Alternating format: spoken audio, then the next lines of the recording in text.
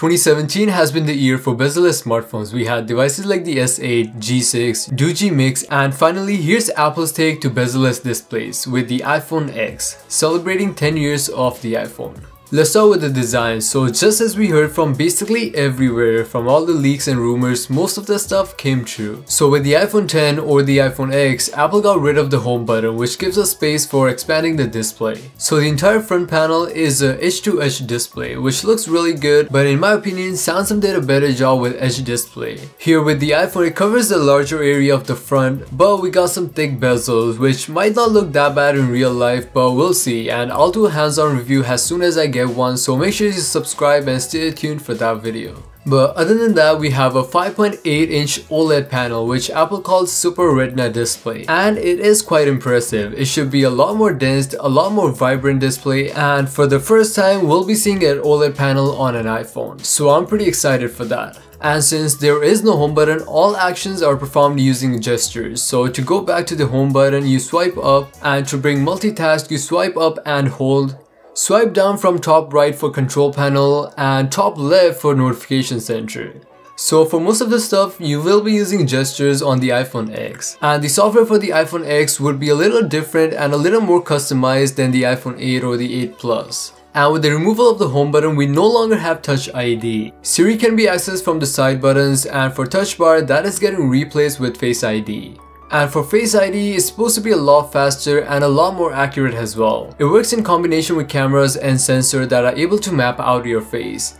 And Apple says it's very accurate and more secure than Touch ID. And the ability to map out your face is something emojis and Snapchat is also taking advantage of. So you're now able to make animated emojis that are able to read your face movement and imply that into a 3D emoji. Also with Snapchat, you're able to get some extra filters that are a lot more accurate and work pretty well. And not only that, face recognition is smart enough to learn and adopt, so typically if you're using your phone every day and started growing a beard or something like that, Face ID would know that and it will adjust to your facial changes over time, so that's pretty good. If your eyes are closed, it's smart enough to know you're sleeping or looking somewhere else, so it won't unlock your phone unless your eyes are opened and looking at the display. So something that looks simple isn't really from the inside. A lot of stuff is going on and all that requires a lot of processing. And all that is done by the Apple A11 Bionic processor. It's running on 6 cores, and out of that, 2 cores are 25% faster than the A10 and 4 cores are 75% faster than the A10 chip, which was on the iPhone 7.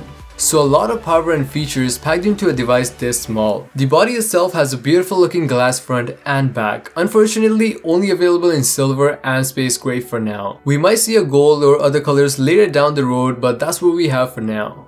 And it's only available in 64 or 256 GB as of now, starting at $1,000 plus tax and everything. And moving on in terms of features, we finally have wireless charging, and Apple's making their version of charging pads, which will be public probably by the end of this year or starting next year, and that will let you charge all devices at the same place like the Apple AirPods, your iPhone and your Apple Watch. For our cameras, we have 2 dual cameras, 12 megapixel, but this time both have image stabilization for the X and even for the iPhone 8, so that's pretty good. Our main camera is f1.8 and the second camera is f2.4. But overall, larger sensors, so a lot more light can get through, resulting in better pictures. The camera flash is even more powerful now. Apple's calling it the Quad LED Dual Tone Flash. For camera, we also have some added filters now for the iPhone X and the iPhone 8. And these are things like studio light, stage light, and they're able to modify the image a little bit and kind of process the image, change the lighting, and based on what we saw from Apple, it looks pretty good. And other than that, everything else is about the same. We still have water resistance and dust resistance, no headphone jack,